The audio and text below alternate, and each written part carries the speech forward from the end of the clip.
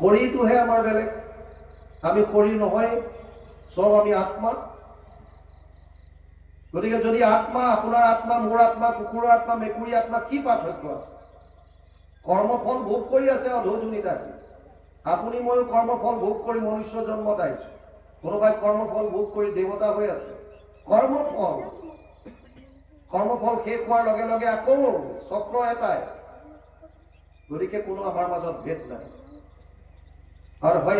মানভ্যম অভিন্নেন চক্ষুষা, কাৰো প্ৰতি ভিন্ন ভাৱ আনিবলৈ হাক দিছে। সকলো সমান যদি ভাৱ লৈ আমি ভক্তি কৰোঁ, আপুনি কিমান গুৰু গৃহত সোমাইছে, কি কৰিছে, সেইটো ডাঙৰ কথা নহয়।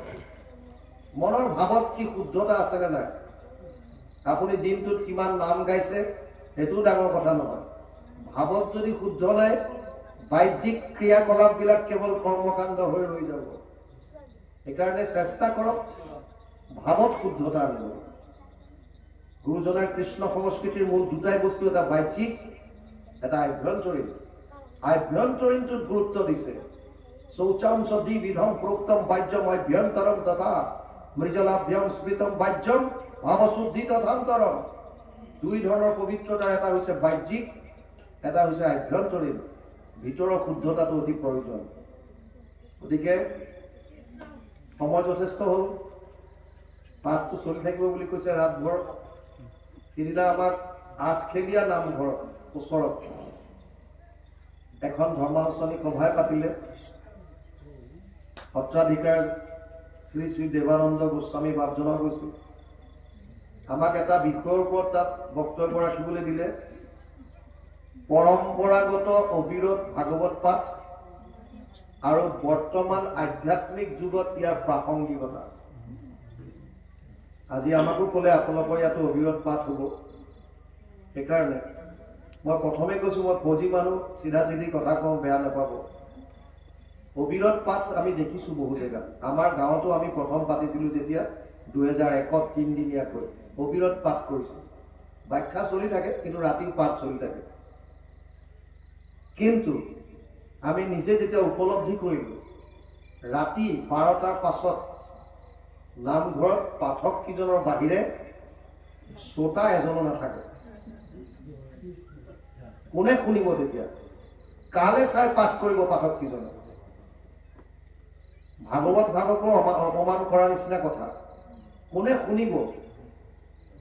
যদি আমি শ্ৰৱণেই কৰিব নোৱাৰো, তেতিয়াহ'লে সেইখন সময় বন্ধ কৰি থোৱাত আপত্তিটো কি? পুৱা আকৌ কৰক, মানুহখিনিয়ে ৰেষ্ট পালে। আপোনালোকৰ এনেকুৱা কোনো নাই বৰ্তমান যুগত যে 7 দিন 7 ৰাতি একেলগে আপোনালোকে শুনিব। আমি তাত প্ৰশ্ন কৰিছিলোঁ, আপোনালোকে অবিৰত পাঠ কৰক, মোক এজন শ্ৰোতা দেখুৱাই দিয়ক যিজনে 7 দিন 7 ৰাতি একেটা জেগাত বহি পেলাই ভাগৱত শুনিছে। কোনোবা আছেনে? বোলে তেনেকুৱাটো নাই। নাই, 45 মিনিট সময় আমাক দিছে। এটা বৈঠকত বহি শুনি পেলাই গ্ৰহণ কৰিব পৰা ক্ষমতা মানুহৰ ব্ৰেইনত কেৱল 45 মিনিট। সেইকাৰণে স্কুল কলেজৰ পিৰিয়ডবিলাক 45 মিনিটৰ হয়। চব লজিক আছে, কিন্তু ঈশ্বৰৰ কথা অকণমান বেলেগ। 7 দিন 7 ৰাতি সুখে কৈছিল, 7 দিন 7 ৰাতি পৰীক্ষিতে শুনিছিল। বৰ্তমান সেই সুখদেৱো নাই, পৰীক্ষিতো নাই। এতিয়া আমি তথাপিও 2-3 ঘণ্টা সময় এটা বৈঠকত শুনিব পাৰোঁ। ইয়াতকে বেছি আমাৰ শৰীৰে এলাও নকৰে। আমি এনেকৈ বহিয়ে থাকিব নোৱাৰোঁ। আকৌ নোখোৱা নোখোজাকেতো নাথাকোৱে। আপোনালোকৰ মাজত এতিয়া বহুতে ধৰক সেই ভাগ লৈ আহিছে, অলপ পিছত হামিয়া হিকটি আহিবই। এইটো ডাঙৰ কথা। এইটো ফিজিঅ' ক্লক বুলি কয়। আপুনি যদি সদায় 11টা বজাত শুৱে, 11টা বজাৰ লগে লগে আপোনাৰ শৰীৰে ইংগিত দিব, হামিয়া হ'বলৈ আৰম্ভ কৰি দিব। কিয়? আপোনাৰ অভ্যাস হৈ গ'ল। এইটো ফিজিঅ' ক্লক, এইটো শাৰীৰিক এটা ঘড়ীৰ দৰে আপোনাক এটা ইংগিত দিব যে তোৰ সময় হৈ গ'ল, ৰেষ্ট কৰ। যদি পাঠ কৰিলে আমি শুনা মানুহে নাথাকে, আৰু পাঠ কৰি যাওঁতে যদি বুজিব পৰা একো নহয়, তেতিয়া আমি তাত ক'লো যে আপোনালোকে অবিৰত হিচাপে কৰি আছে, কৰক। কিন্তু এটা কাম কৰক, অহাবাৰৰ পৰা এটলিষ্ট দিনটোত যিমান পাঠ কৰে, সন্ধিয়া এজন ব্যাখ্যাকাৰ বা আলোচক মাতক। যি অংশ পাঠ কৰিলে তেওঁক কওক যে ইয়াৰ অকণমান থুলমূল সাৰাংশ এটা আমাক 3 ঘণ্টামানৰ ভিতৰত বুজাই দিয়ক। তেতিয়া আপোনালোকে চাব তাৰ পৰা কিমান লাভ হৈছে। আৰু নহলে কেৱল যদি পৰম্পৰাগত ধৰি থাকো যে পৰম্পৰা চলি আহিছে, তেতিয়াহ'লে মই পৰম্পৰাৰ ওপৰত এটা টপিকৰ ওপৰত কৈ মই মোৰ বক্তব্য সামৰিম। এজন ভিক্ষাৰী আছিল। ভিক্ষাৰীজনে সদায় ভিক্ষা খোজে, তাৰ এটা অংশ নিজৰ আহাৰৰ কাৰণে খৰচ কৰে আৰু এটা অংশ তামৰ পাত্ৰ এটাত ভৰাই থয়। তামৰ পাত্ৰ এটা তাত সোমোৱাই থৈ দিয়ে। এনেকৈ থওঁতে থওঁতে থওঁতে থওঁতে এদিন তামৰ পাত্ৰটো ফুল হৈ গ'ল।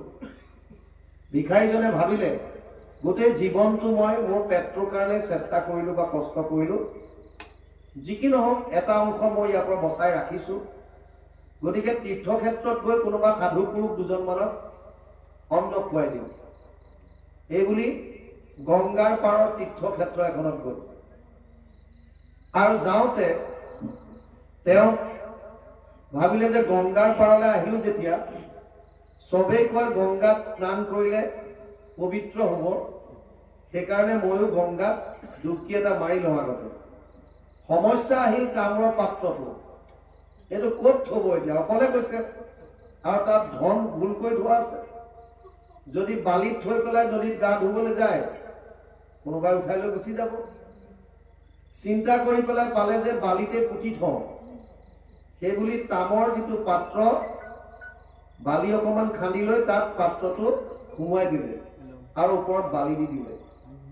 এতিয়া ভাবিছে এটা কথা, যদি এনেকে এৰি থৈ যাওঁ, মই ইফালে গা ধুই অহাৰ পাছত কোনখন বালিত থৈছিলো, বতাহ মাৰিলে বালি ইফাল সিফাল হলে মই গমেই নাপাওঁ।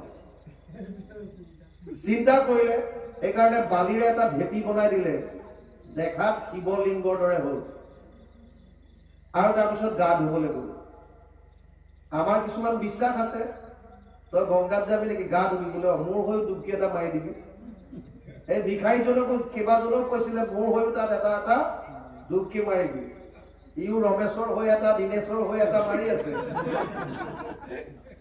ইফালে দূৰৰ পৰা মানুহ এজনে দেখিছে, এজন মানুহে গা ধুইছে, বালিত এটা লিংগ বনায়। ই ভাবিলে এইটো ঘাটৰ চাগে এইটো পৰম্পৰা, গা ধোৱাৰ আগতে বালিত এটা লিংগ সাজি লব লাগে। সেইকাৰণে সিও আহি কাষতে এটা লিংগ সাজিলে, সাজি পেলাই নদীত গা ধুবলৈ গ'ল। 10জনীয়া পৰিয়াল এটা আহি পেলাই দেখিছে দুটা মানুহে গা ধুইছে, দুটা লিংগ।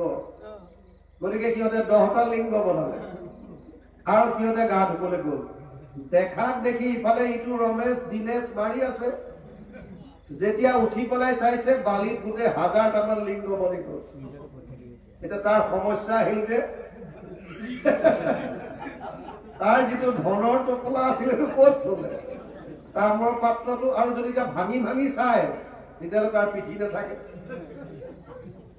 তেতিয়া সি এটা শ্লোক উচ্চাৰণ কৰিছিল, গতানুগতিক লোক না লোক পৰমাৰ্থিক, বালুকা লিংগ মাত্ৰে ন গতমে তাম্ৰ ভাজন। চব মানুহ গতানুগতিক, দেখাক দেখি চব ঘোৰ চাল ভেৰ চালত দৌৰি আছে। পৰমাৰ্থিক তত্ত্বটোত কোনো নোসোমায়।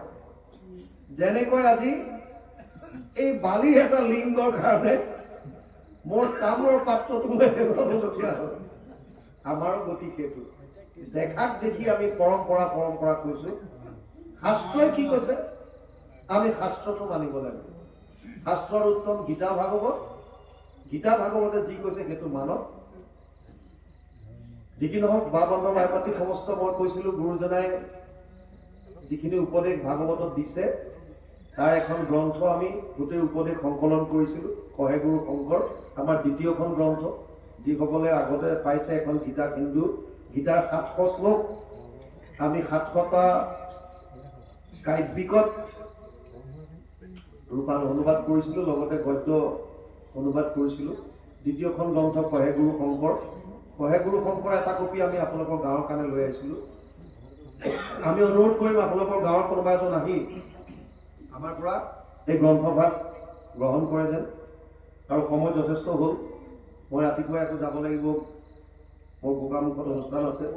10:30 বাজিল। প্ৰায় 3.5 ঘণ্টা সময় আপোনালোকে একান্ত মনে শুনিছে। কোনোবা এজন আহক।